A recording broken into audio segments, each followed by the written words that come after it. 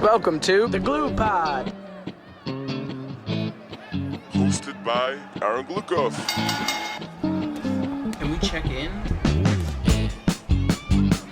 You kidding me right now? Get on your phone.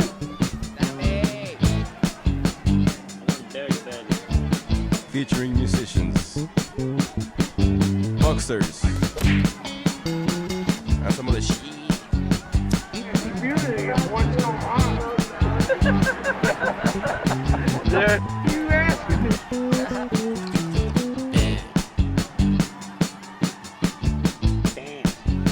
Let's start the show.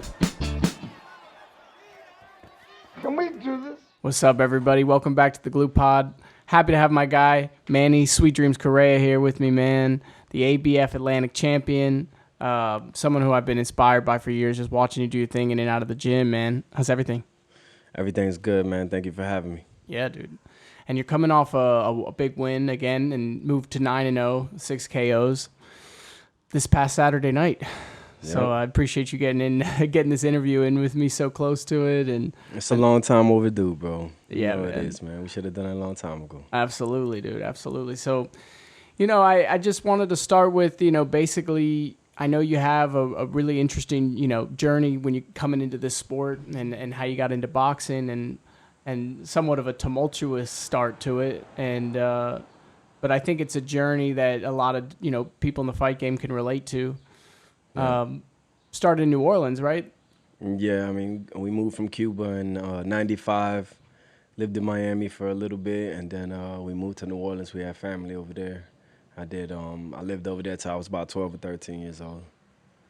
And from there, we moved on to Orlando. From Orlando to Kissimmee back over here. So I've been a nomad my whole life. Yeah. Man, I love New Orleans, man. Just as a musician, it's a city, that's got that thing going. So yeah. Did you start out in the gyms over there, or wasn't it until you got into Florida that? no, I didn't box until I got back to Miami at 16. Or Tigres gym, Eric Castaños. how did you get hip to that gym, and what made you want to start boxing? I was just boxing in the streets, man, with my friends here on Burr Road, and I was winning a lot. I won all of them actually, and my stepdad at that time, I would show him all the videos of me beating people up and stuff like that, older people, bigger people, and he was like, you know what? He's like, you're pretty good. He was like, I have a friend who's a 6-time world champion, and Muay Thai kickboxing, and he was like, if you want, I could take you to his gym, and I was like, I'm down, and he took me like a week later, and as soon as I walked in, man, that's it. It was a wrap. The smell, the sounds, everything, the level of respect in there, it was something different that I wasn't used to at that time, and I fell in love with it instantly. Yeah, and I mean, when did you start fighting amateur? Was it like within a year, right, or something like that, or 6 months? Yeah, no, way less, man. I think I was training for like 2.5 months when I did my first amateur fight against a 3-0 kid, and I knocked him out. It's on YouTube. There you go. And you had a good KO streak in your amateur career in general, right? What did you finish up as? My amateur career, I believe, is 19-3. 19-3. And a bunch of knockouts in there. Yeah, a bunch of knockouts in there, man. I was knocking people out left and right. Golden gloves, regular competition. I mean, just even the fights on YouTube, I got like at least 6 or 7 knockouts on YouTube. Yeah. Amateurs. Yeah. And when did you make that decision that you'd like to cross over to move into the professional ranks? How old were you at that point? I mean, I always wanted to do that, man. It's more of a like, I didn't know how to do it. I didn't have the connections to do it. People who already were in it, who were, I considered them my friends, wouldn't give you the knowledge of how to do it, So I saw some certain people doing it, and I reached out to them, and I was like, yo, how are you doing this? You know what I mean? I'm way better than you. You know what I mean? How are you doing this? And one of them gave me kind of like the path, and that's it. I did a fight. I was 27. It was 2017, 5 years ago already. So it was a late start, but I was the whole meantime, man, ready to do it. I just didn't know how to do it. I guess it's still my fault because, when you really want something, you go out there and get it. But I remember I was just seeing them, and I was like, I could do that. You know, I could do that, and that's what I wanted to do. My whole life, it's been my passion. So I wasn't happy in everything else I was doing. You know, I love cutting the hair. I was a barber at the time, but I was just, it wasn't fulfilling like this is. You know what I mean? And you really put in that. I mean, you know, your discipline is, you know, top notch. Everyone, you know, that you've been. I mean, I've gotten to see you train at Tropical when you go there. I know you've been in and out of different gyms, but you know, everyone knows that you're a cat that puts in, you know, a certain amount of work consistently year round. You don't fluctuate in weight. You don't blow up and slim down. And I don't think a lot of people understand who don't know about the sport. You know, maybe some of the people who are listening to this podcast, sort of that part of the game. You know, they see the Instagram promo and then they see the fight. You know what I mean? Yeah. They don't see everything that goes into it, the making the weight. And but you never have that problem. I mean, and when I saw you before the fight before this one, you went way down. I mean, Yeah, the guy that wanted to fight at 128. You know, he said that was the only way. It was a catchweight fight. He said that was the only way he would fight me, and I didn't have any other opponents, so I had to do what I had to do, man. And I lost a lot of weight for that fight, and it definitely took a toll on my body. You know what I mean? I felt like my power wasn't there. I felt tired, you know, and I just looked super skinny for that fight. And this fight was easy. This one was 135, man, so it was nothing to make that weight. You know? And the power was there. I felt super strong, you know. I kept the power all the way to the 6th round. That knockout was in the 6th round, you know what I mean, with 10 seconds left on the clock. So the power was still there. My energy level was still there. So that's more my range, man. 130, 135, I feel is my weight. yeah, that makes sense. And you looked filled out, looked strong, even at the scales. Like for people who don't, you know, maybe even know anything about boxing at all, or maybe they're casual fans, or maybe they know a lot. What's involved in, you know, you had an amateur career, you're trying to switch pro, and you're kind of doing it on your own, doing it DIY. What's involved in that to get that first fight secured, to get in the game? First of all, someone, like I said, gave me the connection to the promoter. Because if you don't have his number or a way to contact them, then you're pretty much stuck at that point. A lot of these promoters don't have Instagram and or Facebook or whatnot. And if you don't know their name, you don't even know how to find them. So someone pointed me to the right direction. It was actually Raul Chirino. Raul Chirino gave me the promoter's name, and this guy, I forget his name, he's a Colombian promoter. And I went over there. I talked to the guy. You know, Raul told him I was a great fighter. That was gonna be a great show. And sure enough, the guy put me on the show. I knocked the guy out first round. He was a bum, but that set everything off. You know, but I didn't fight again for almost like a year after that fight. You know, so it's been a long road, man. And to do it yourself is hard. You have to find the shows first of all. Well, now I know a little bit better how to do that. You know, you go on the Florida Department of Boxing Regulations page. You find out who rented out what place, what venue, what show, on what day. Then get in contact with that person, pay the $500 slot fee, you know, and then come up with the bread for the opponent, you know, all the stuff your manager's supposed to be doing. Then meanwhile, come up with your own money so you can have, you know what I mean, money to train, to supplement, to pay your coaches, to get back and forth from the gym, everything, dude. It's not easy at all. Then you got to sell tickets. I've sold tickets all my career, you know, so I sell tickets.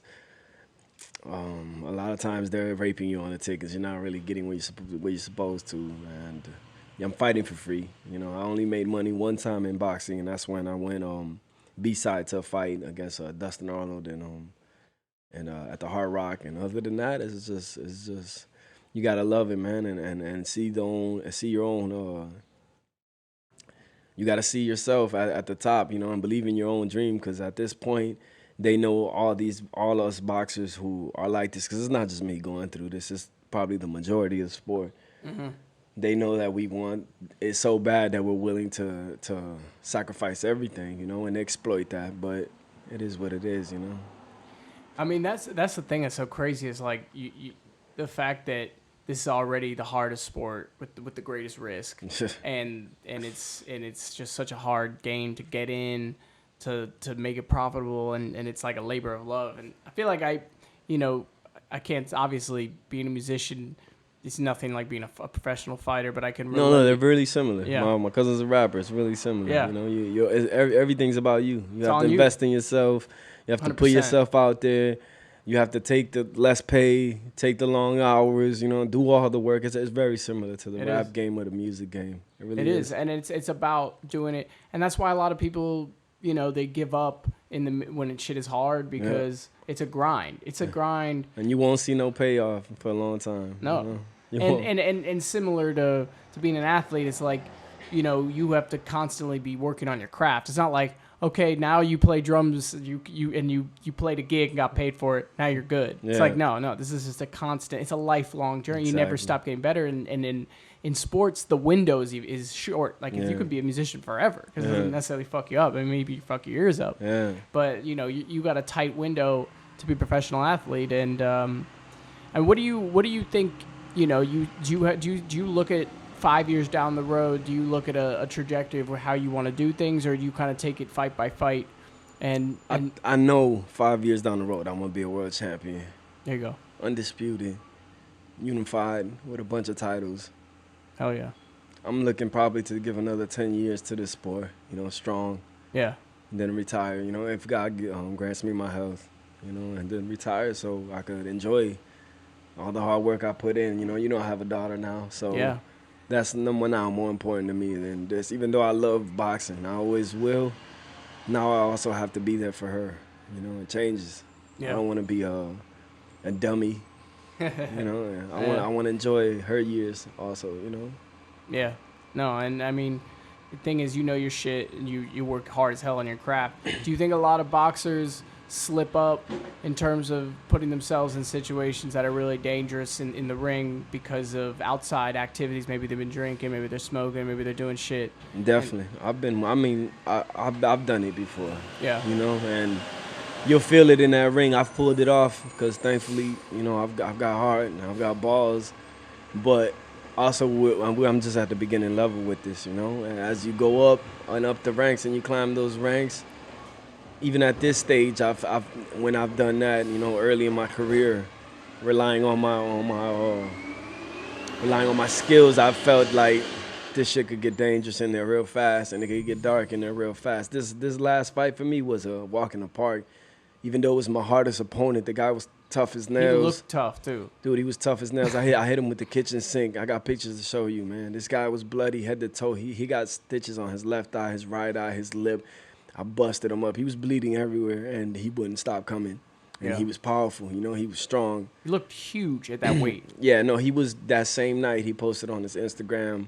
My team sent me the picture. He was like back at 150. The same night it was the weigh-ins, And this was 135.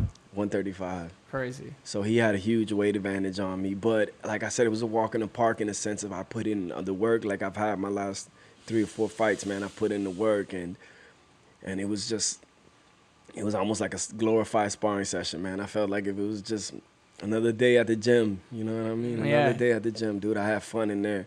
I had fun every moment of the fight. I enjoyed it, you know. Yeah, I was there in spirit and mind and body all the way, man. And that fight showed me, like, I can't wait to do a 12-round fight, you know what I mean? Because this is the first time I went 6 rounds, and it was amazing, dude. It was amazing. What's next after 6? You go to 8 or 10? You can stay at 6. You could go to 8. You could go Oh. to 10. I'm obviously trying to do an 8-rounder already. You know, I'm going up to my 10th fight. So having an 8th rounder sets me up for if I get like a call for a 10-rounder or a 12-rounder, then I could do that already, you know? Yeah, I feel like that's another thing. Like maybe you know the average consumer doesn't know about boxing is like how you grow as a fighter through rounds. Yeah. Like you start out at 4, you Yeah. move up to 6. Like there's so many little details, and you know I'm interested in interviewing guys like you.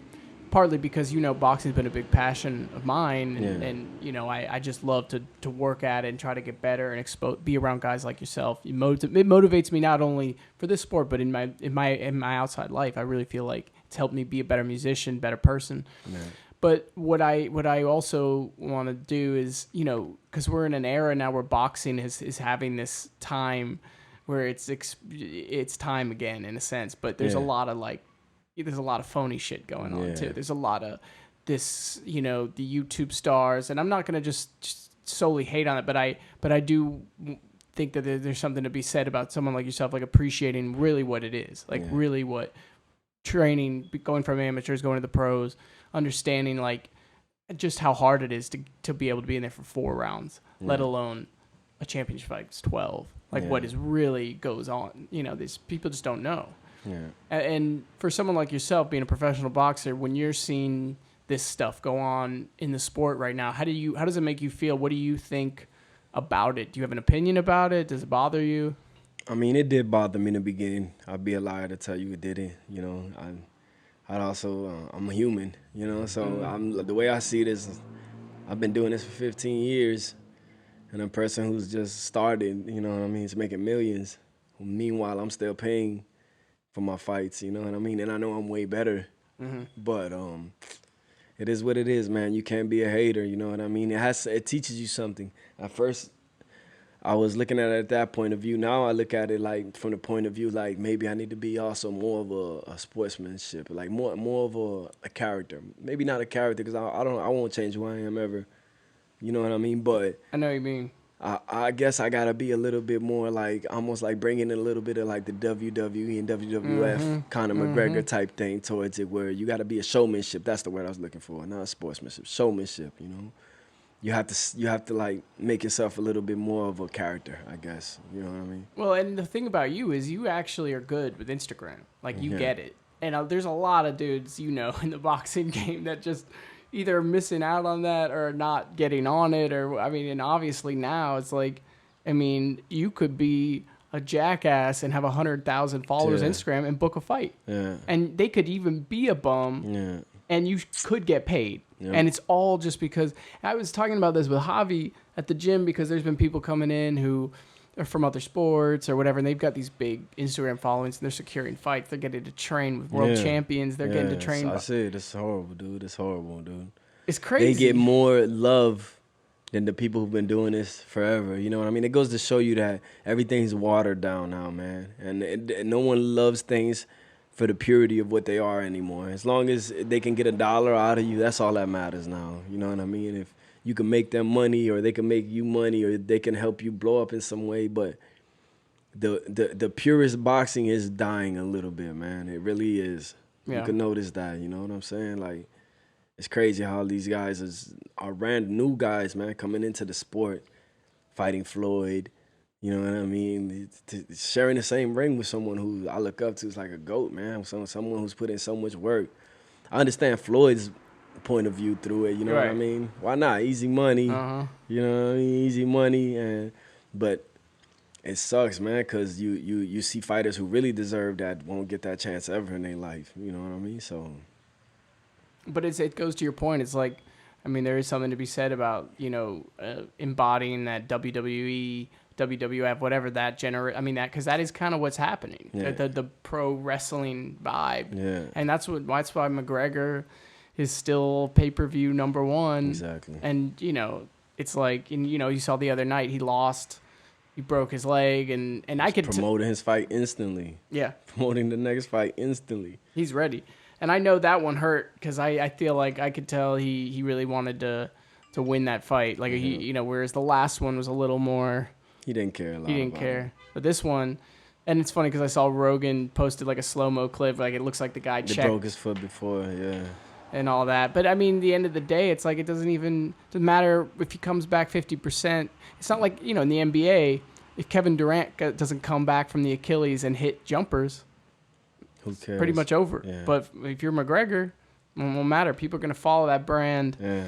Yeah, it's crazy, man. Yeah, I'm a McGregor fan also, man. I hope he comes back. That fight fucked me up, dude.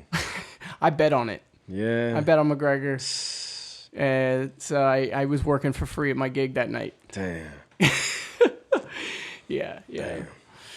But, so, just piggybacking off that, for your next opponent, when you're thinking about picking opponents as you go along the journey, are you looking at their record and saying, well, I kind of want to move up in level, or you look at it, how is this going to match? How does it all work in terms of picking a guy, finding the guy's going to agree? How does the matchmaking all go?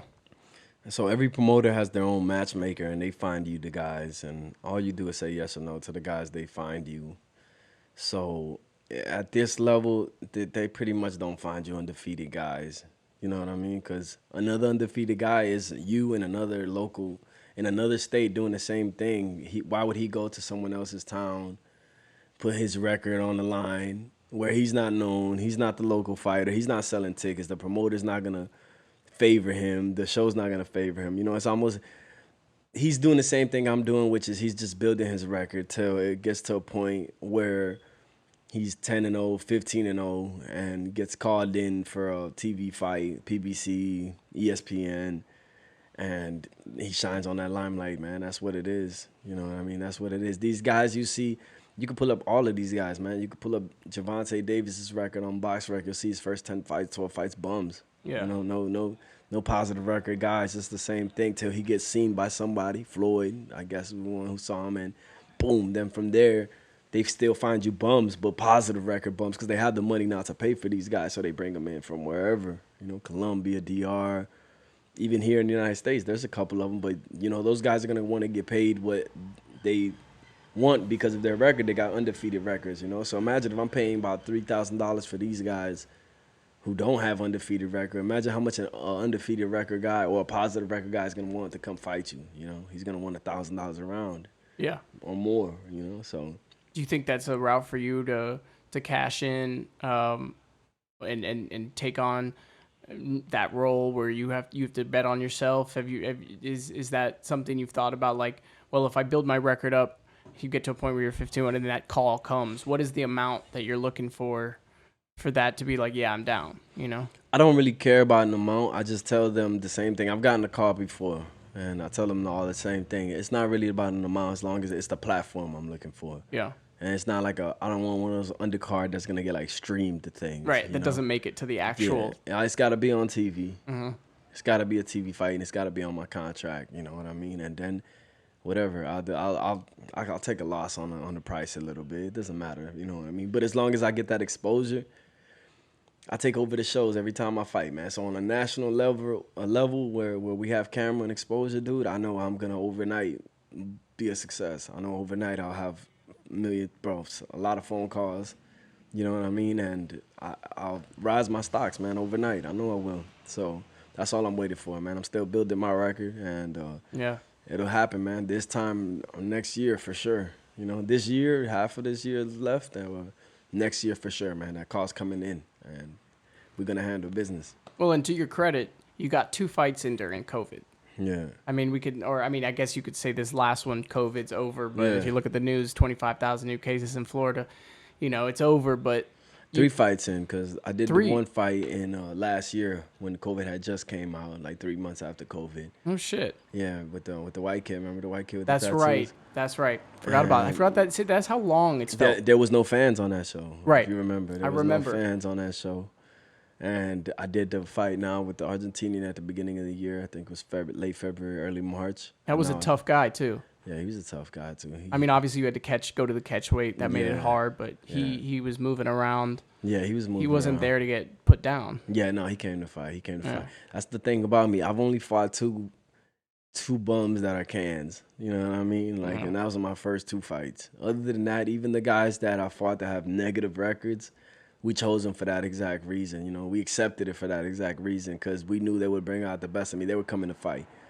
You watch a lot of these other fighters around here locally, man, they picking guys that you could beat them with your eyes closed. You know what I mean? You could beat. Oh yeah. This last guy I fought, I seen it. guarantee you he will beat 95% of these local fighters around here. They won't bring him back and fight that guy. No way. And You know look what at I his mean? body. They won't bring him back and fight that guy, man, because he'll beat 95% of the guys around here, man. He will. I mean, And you look at his record and it's deceiving. You know what I mean? It is. I actually looked it up. I mean, he only has 3 losses. Was the third you, or are you his 4th? No. He had one fight won, 5 fights lost, and 1 draw. His draw, he beat the guy. That's the only fight I saw him on YouTube. That's the only fight I really looked at. He beat a 4-0. To me, he beat him. I'm telling you, go see that fight. I think the guy's name was like Oscar Garcia. He's here from Florida. He beat that guy, man. He beat that guy fair and square, and they gave him a draw. You know how there's a saying in boxing goes out, I beat him so bad. This is when you go fight someone else at their town. There's a saying that says, I beat him so bad, I got a draw. You know what I mean?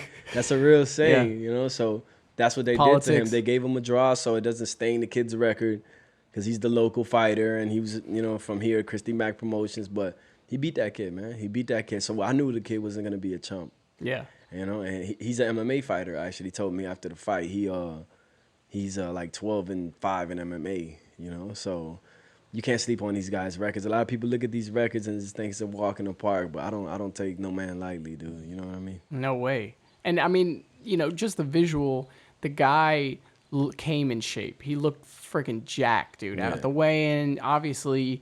He was talking shit to me at the weigh-ins. The face-off. That was like, a bad idea. That made it worse for him. He was like, "Oh man, you made me lose a lot of weight." I was like, "I didn't make you do anything."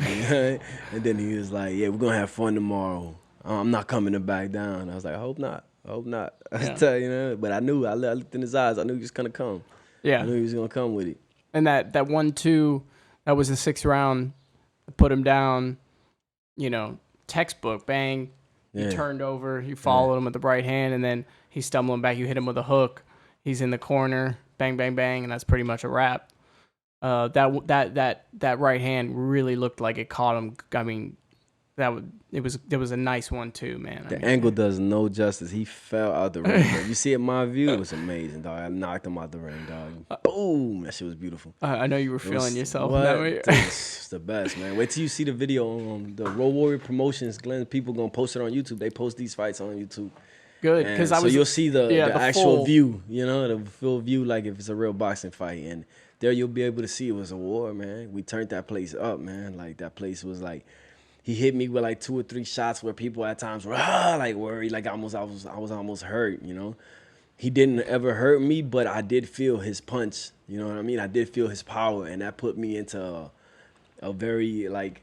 It changed my whole style almost. I like to come forward and bang a lot, So with this guy, I played it super smart, man. I literally just gave him a boxing class, man, boxing clinic. Fucked him up with his jab, busted him up with the jab, and softened him up because he was strong, man. He was strong. There was times where I caught him flush, and I thought I got him, and I started with the flurry, trying to hit him, and he was playing possum, He was playing possum, waiting for me to throw these flurries, and then he'll come whoom with the overhand right or with a powerful left hook, and I caught on to that quick.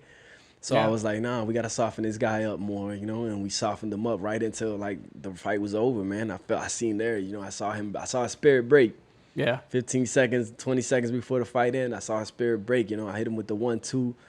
I slipped under his hook. I hit him with my left hook. He stumbled right then and there. I was like, oh, he's way off balance. Then the right hand hit him, and I saw his eyes roll back out of his head, man, and I said, dude, once I smell blood, it's over, man. I jumped on him. And where did you guys go with 8-ounce gloves or 10s?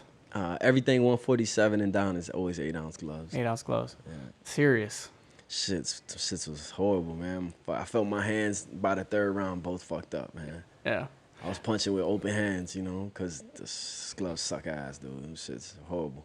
Well, and just for again, maybe we got people listening who just maybe they're interested in boxing. They don't know anything, but the glove thing is a whole other. It's just like the weight and all these little things. It's like the gloves. It's like you spar in the gym with 16-ounce gloves. Yeah. Sorry, the phone is full, dude. Oh, really? Yeah. Let me use my phone real quick. Okay, yeah. It's all good. We'll stitch it together. Yeah, it's all right. I don't know how long it's been. Well, at least we got all the audio. I knew that was. I gotta get a new phone, man. Mine's the same way, bro. I can't. It doesn't matter how many I delete. I can't record sparrings anymore. And it's just. There we go. It's the iCloud. That's We're back. full. We're back. So yeah, no, the 16-ounce gloves in the gym for the protection of the people and your hands.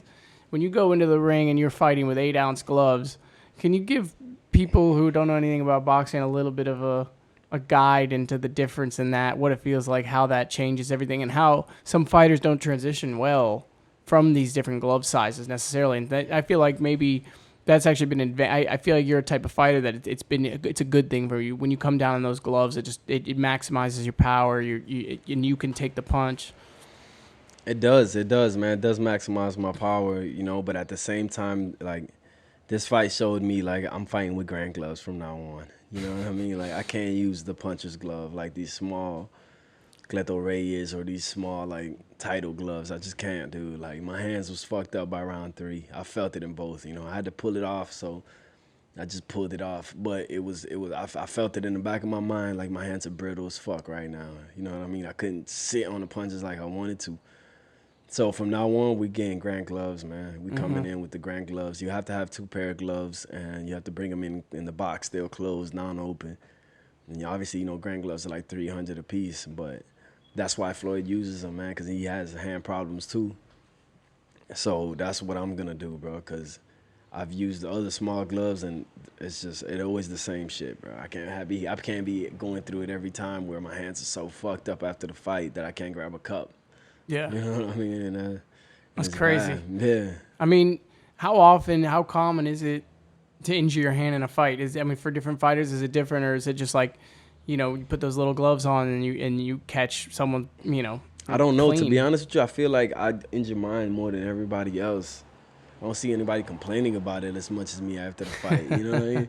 Like after the fight, my hand in the ice bucket already. You know what I mean? As soon as I finish, man. And I went to therapy yesterday, and thank God, you know, I've been putting anti-inflammatory creams and taking anti-inflammatories and doing massages on them already and all this other stuff. So I brought the swelling down a lot by icing it already in these last 2 or 3 days. But dude, it's bad, man, to the point where I couldn't carry my daughter. I couldn't open the door. My mom had to drive the car for me. Like, you know, it's crazy. I really can't really use my hands for shit right now. Today I trained a client before you came, and all I could do was the noodles.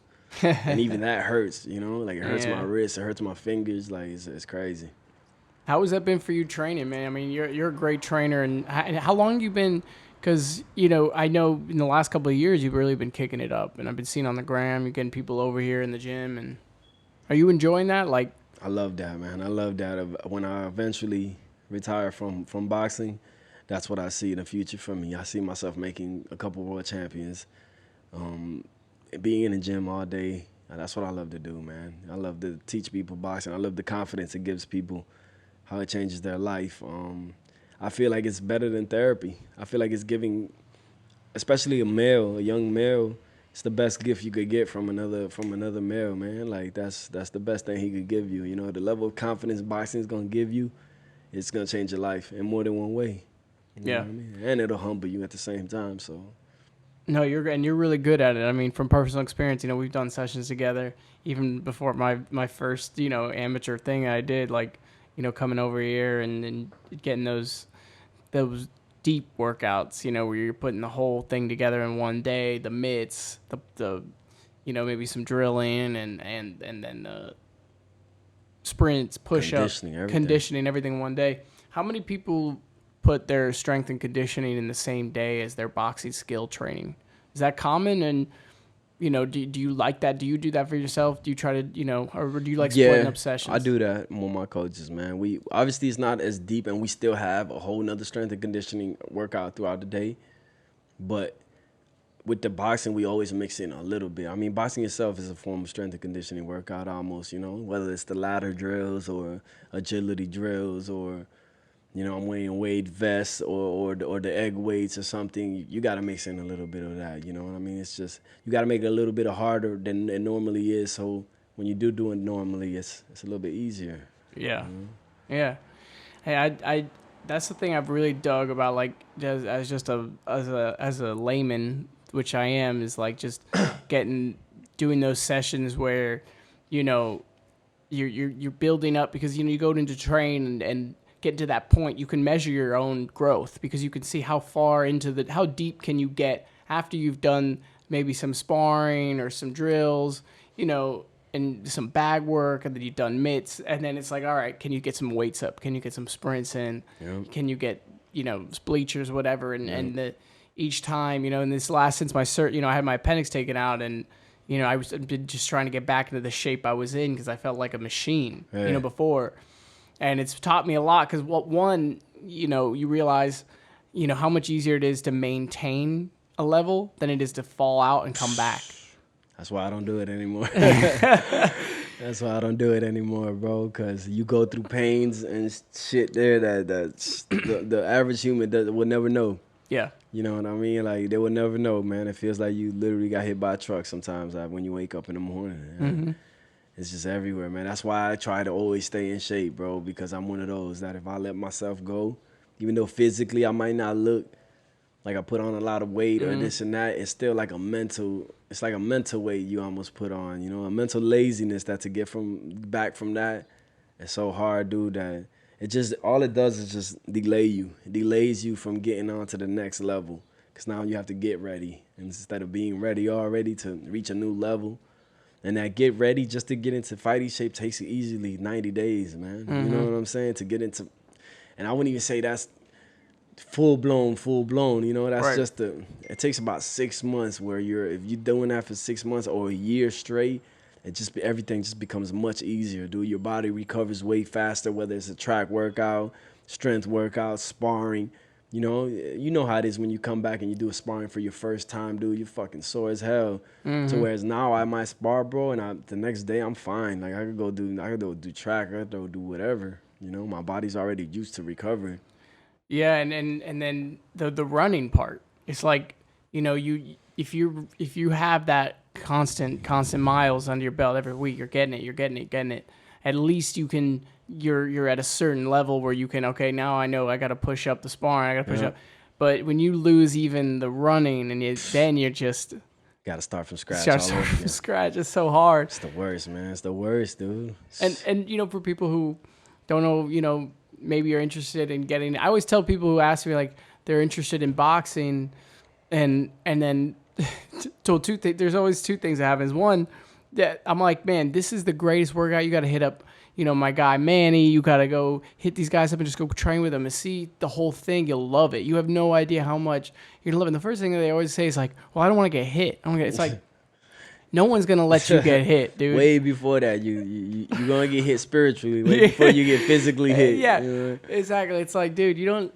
People get such a. I mean, most people now know because it's becoming a fad, Yeah. like the whole boxing workout thing. But I even think beyond that, like, I think there's something more special about getting a guy like yourself or like one of these guys who really like trains fighters to get that workout in with them, because it's going to be different than your like boxing class at LA Fitness or whatever. Or like, you know, that's cool. Of course, you're going to get great cardio, but there is something special about people who take you through the process, how it's supposed to be done, even if you never want to step in a ring and get punched in the face, which, by the way, you don't need to. And for sure, no one's saying that's good for you. Yeah.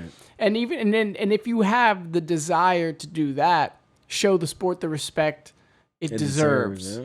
Show yourself. Right. Because if not, it could be ugly, man. It could be ugly in there, and it could turn into something where it gives you such a bad view on it that you would never want to go back. And that's not. And a lot of trainers do that to you, man. A lot of old school trainers just get you in there, and the first thing they try to see is if you have heart.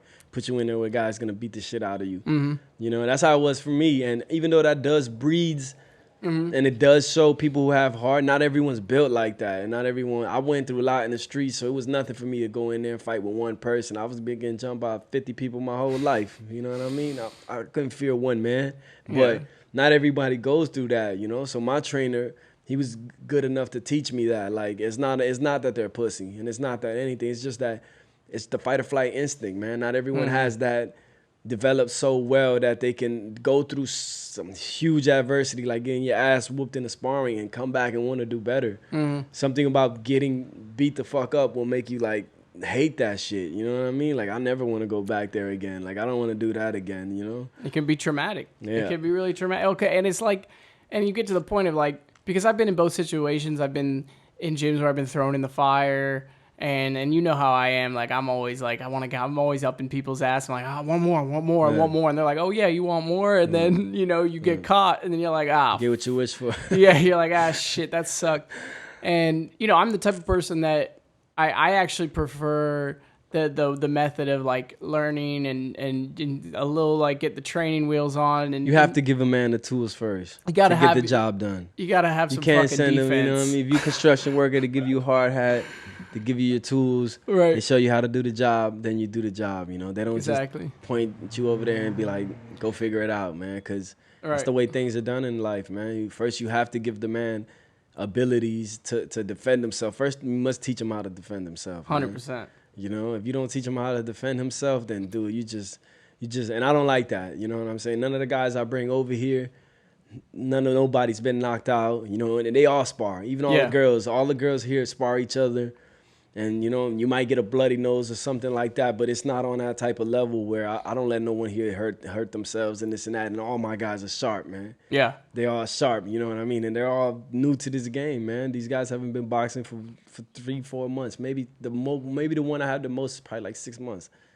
You know, and they're sharp, bro, and they work with each other good, and that's the type of shit I like, man. I don't like the abusive shit. I never like that. You know me, I don't abuse nobody in the gym.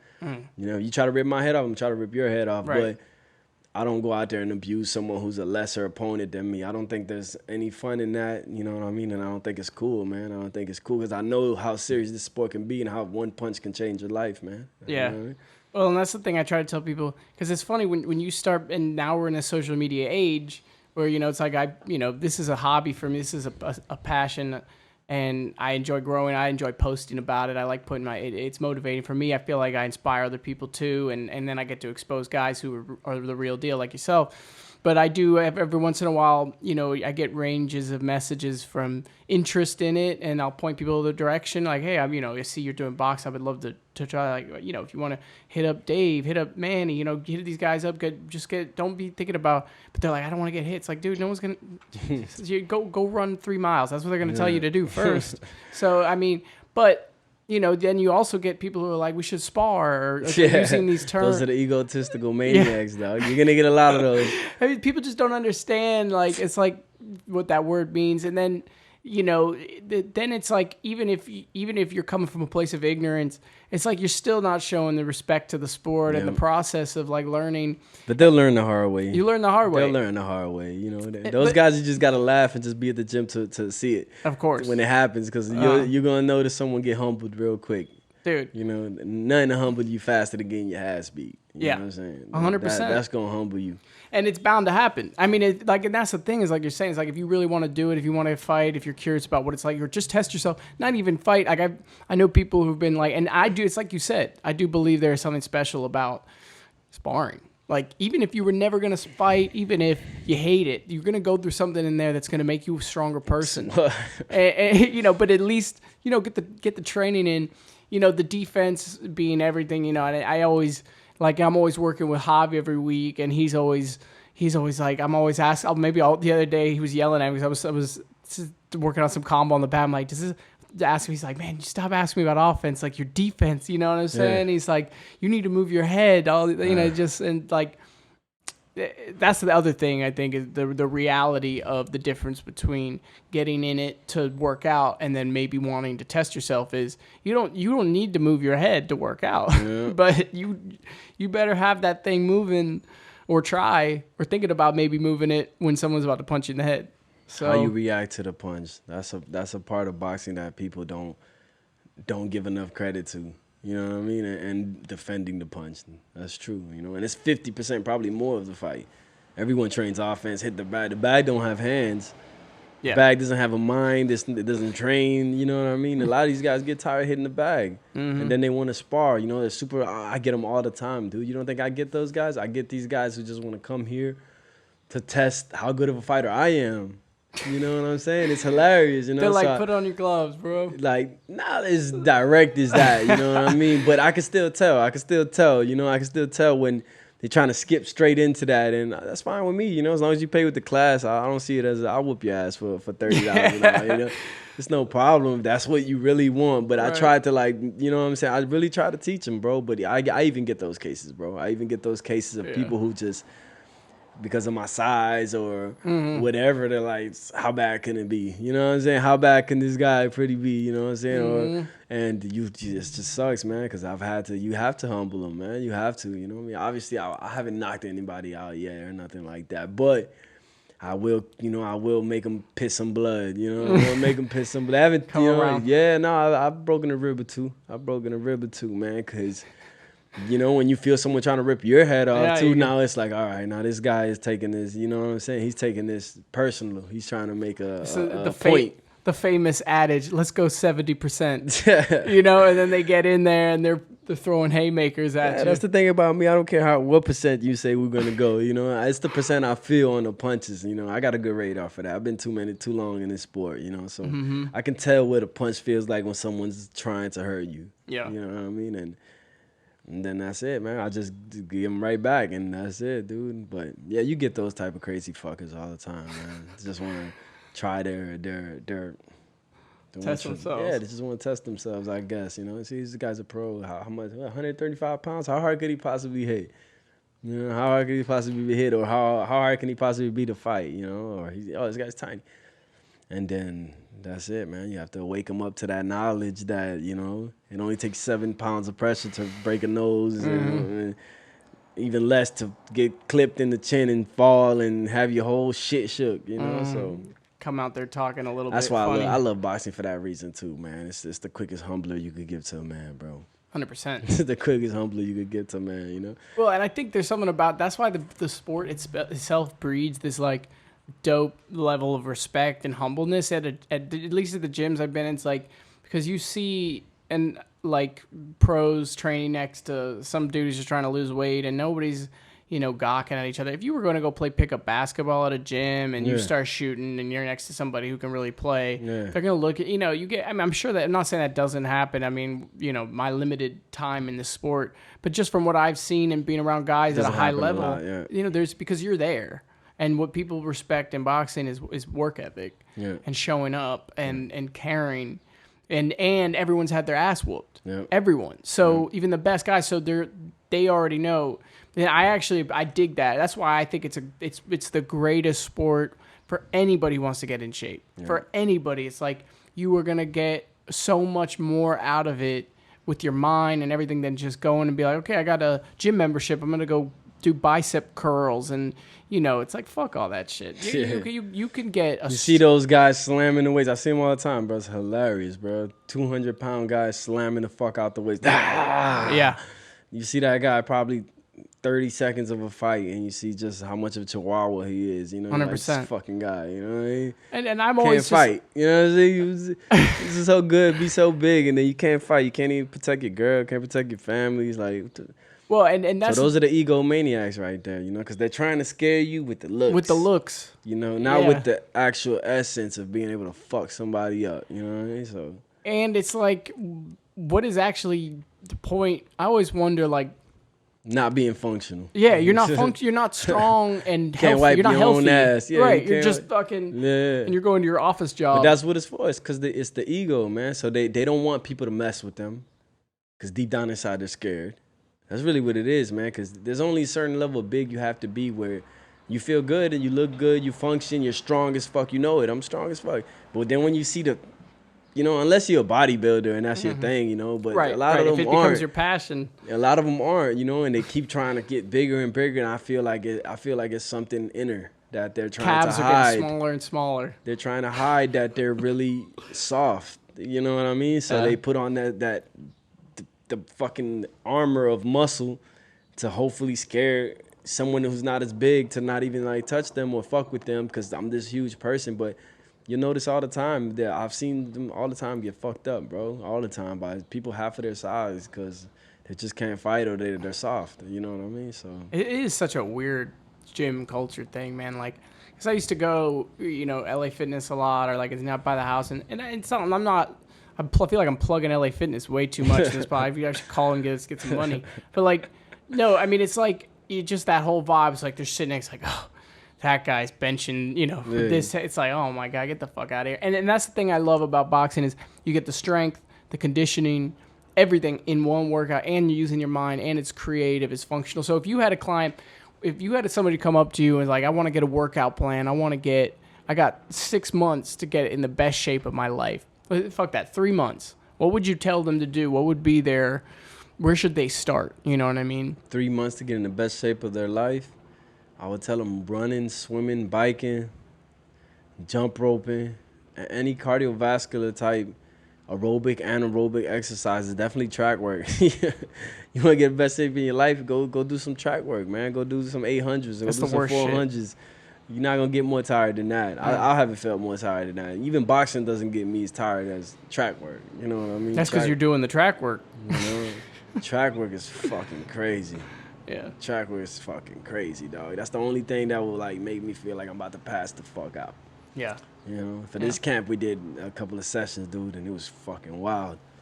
It was fucking wild, you know. My whole skin was getting jittery, man. I was having like, you know what I'm saying, like about to pass out moment, you know. That shit's crazy. You gotta dig deep, man, but that's what that does. That's why you say a dude doesn't get tired in boxing. That track work takes you to a whole new level of athlete. No, I mean, the person who first introduced me to track work was Jose, was a GOAT, and that shit was a game changer, man. I mean, we were doing the 2 800s, trying to get 230, trying to get under 3 minutes, and then 2 400s, and then 2 200s, and then a couple 50s. And, man, that dude on the track is something. It's all pure energy, man. You have to bring that out from the inside. Even when you don't have it. And he's carrying all that upper body weight. I don't Shit. know. He's flying on the track. He's getting like 2 feet of air on his feet. I'm like, how are you sprinting like that? That definitely Crazy. makes you a better athlete, dude. Speaking of Jose, you Look ever... at sprinters, man. Look at their bodies. Them motherfuckers are ripped. Look at Yeah. Usain Bolt. Look at this female. Insane. You know what I'm saying? That just won and got caught with the weed. They're ripped as fuck, dude. They're ripped as fuck. Hey, speaking of Jose, you've ever thought about the bare knuckle game for yourself? They asked me. FRM asked me if I would be interested, and I told them how much. You know, I don't know. You just asked me if I'm interested. You gotta make it worth my time. You know what I mean? If it's like $5,000 to go break my knuckles, hell no. I fuck my shits up with gloves. You know what I'm saying? Yeah. Like, it's gotta be money on the line, bro. What do you think? What do you attribute the rise of the bare knuckle game to? Like, what? Why is this coming back? Why is this so popular? I think people just would like to see the more and more bloody shit, man. Just more and more, you know, like, that's why we had the gladiators back in the day. You know, people just want to see more and more blood. It sucks to say, bro, but that's what they want to see.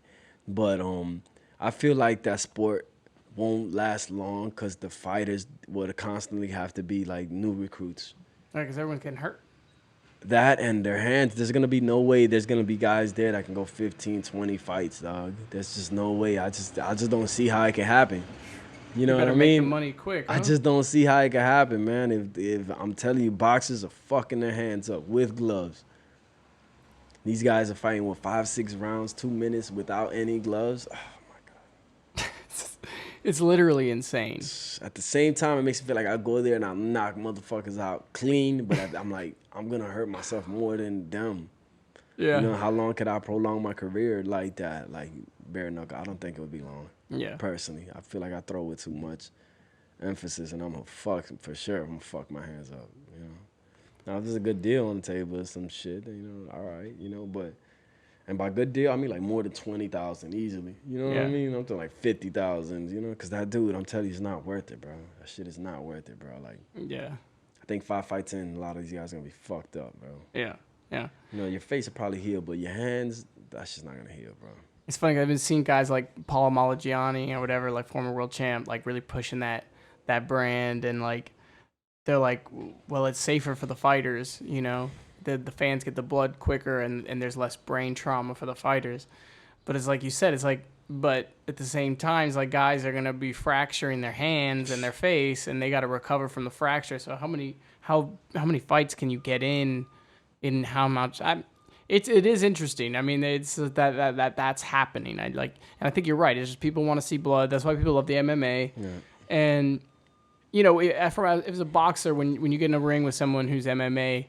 What are the main differences, like for the layman, you know, when you're setting up to just throw hands, obviously no kicks, no grappling, anything, with somebody who is, you know, a mixed martial artist? What do you notice is the main difference and what you can exploit? I just noticed they're not as confident in their striking as we are. You know what I mean? It's something in the back of their mind, because a lot of them aren't bad boxers. You know what I mean? You could tell they would actually beat a couple of boxers, but it's just I feel like it's like a mental thing. I think they know they just don't put in as many hours as we do on the stand-up. So it's like a chess player fighting. It's like a chess player competing against a checkers player, and the checker player knows in his mind he's gonna lose. You know what I mean? Yeah, he's played a little bit of chess. He's probably could hold his own against somebody who's, you know what I mean, another checkers player or even bad chess players, but he knows, like, against a fucking real chess player, I'm probably not gonna win. You know, and we don't have that as boxers. We know we all train the same, you know. So maybe you feel you're not better because that's just something inside of you. But we don't have that like, oh, I don't train as much with my hands as these people do. You know what I mean? You think McGregor will fight boxing again? I think he should, bro. I think he should leave that sport already. His style's more of a striker, a boxer anyway, man. I feel like he would have way more success in boxing. And What kind of fight do you think he'd get in? Would it be an exhibition with some famous old guy? And I think just as well as he did with Floyd, man, that's good enough to set him up with like a good next opponent, you know? Like I don't think he needs bums or like to build his record or any of that shit. You know, I think they could put him with someone top 10 and he would do good, bro, at 150. You yeah, know what I mean, yeah, top 10. Yeah, man. I mean, he got in there with Floyd and did. I mean, I wouldn't say he was beating Floyd, but he was comfortable in there, man. He was comfortable in there. He survived 10 rounds. You know what I'm saying? And so. And what do you think about this Pacquiao Spence fight? Oh man, shit. I think Pacquiao's the man. Yeah. That guy's the epitome of fucking balls, bro. You know what I'm saying? He's like about 45, 47, trying to fight one of the best fighters of this era right now. An undefeated, strong fucking 147. You know? I can't believe he's doing it.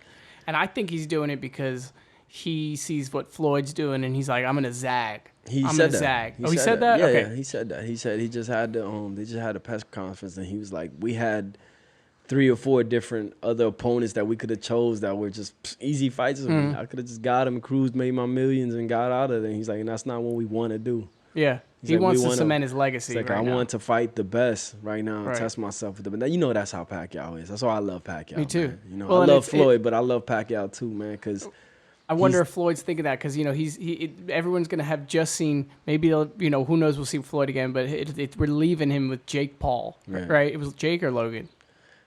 One of Logan Paul. It was I believe, Logan? right? Okay, I always get confused. Yeah. Logan. And then Pacquiao, who's going to fight Errol Spence. Dog.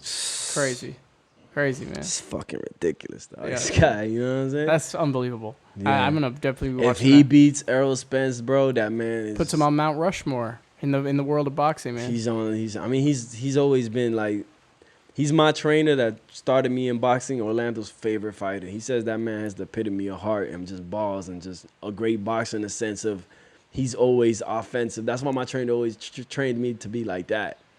You know, offense, and offense. Pressuring. Pacquiao's best defense is offense. You know what I'm saying? He really is. Like, this guy's just a workhorse, man. And Yeah.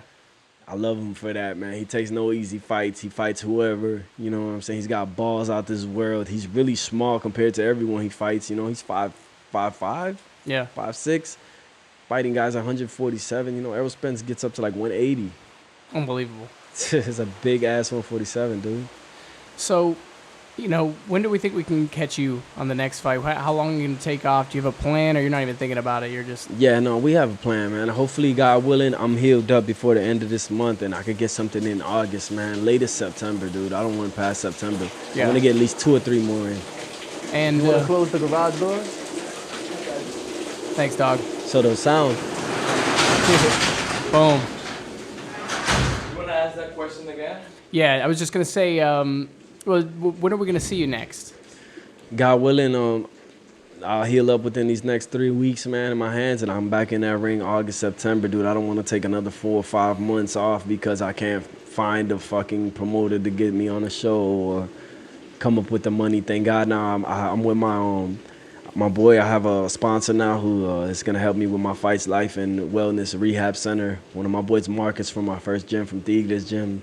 Him and his mom have that rehab place, and they've become my biggest sponsors, thank God. And I have all my other sponsors, Jimmy, who helps me out. He's like a dad to me. Adacia Bail Bonds, you know Adacia Bail Bonds. He helps me out all the time. And 2, 3 other guys that always help me out when we put it together, man. And I had to come up with like $4,000 for this fight, and thankfully I didn't come out of pocket, you know. So it's getting better, you know. In the beginning, I would have to pay for this shit, so. Yeah, man. I'm one of your big supporters, man. I'm always like, I've been since day one. Just, you know, I got a lot of like belief in you, man. And I know what kind of person you are outside of the ring, inside of the ring, like all that. And you know, I think as a fan, you know, just to circle back, you were talking about the whole like marketing angle and shit, but there is something to be said for that. Like, you already have a charisma, you got a personality. I think that's what people are drawn to you as a performer for that. Even if you're not hooting and hollering and saying I'm gonna slide, and your wife's DMs are going McGregor with it. You know what I'm saying? I let my fighting do the talking. Right, exactly. My fighting wins people over. And I know that's a hard line where it's like, you see what these people are doing on social media? Do you want to be like try to alter your? It's like, nah, you just. I just feel fake doing it. You know what I mean? Like if whatever comes out naturally, and it will. Don't get me wrong. I have my personality, and certain people will bring it out. You know what I'm saying? And it's obviously the higher we go, the more shit people are gonna talk, and the more this and that, and they'll see the real me. You know, I'm a real humble and calm dude now, but I still have that in me. You know what I'm saying? I have that street shit in me. You know, and I don't bring it out all the time anymore. But obviously, as the level goes up and this and that, I'll show people more of that. You know what I mean? And it just depends on the fighters, man. Some fighters I don't see any bad in them. You know what I'm saying? Even though they're my opponent and this and that, I'm going through what they're going through, and I can tell they're good people. So I don't like to come off at them like that. You know what I'm saying? But if I don't like a person and I get a certain vibe from that person, then I'll show more of the shit people like to see. You know what I mean? Yeah. And I know you're gonna have success with the training too, and starting your own gym. I know, I was thinking back. I'll leave you with this hilarious quote. I was remembering I was in a sparring session in my early days, and you're outside the ring, and you're like, "Look at your body language, Gloop. Look at your body language, man." I'm like, I'm freaking out of here. You're like, we could see it. Yeah, man, you're the man. I appreciate you. Thanks for doing this. Thank and you, where can we find you on Instagram? People want to come check you out. At Bread the Box, BRED, the number 2 BOX. Yeah. Follow this guy. He's already doing big things. He's going to keep going. And you can hit him up for personal training. Yep. And I recommend it highly. Thank you, man. Appreciate you, man. Thank you for having me, man. Absolutely, man. Appreciate it. All right, brother. Be out.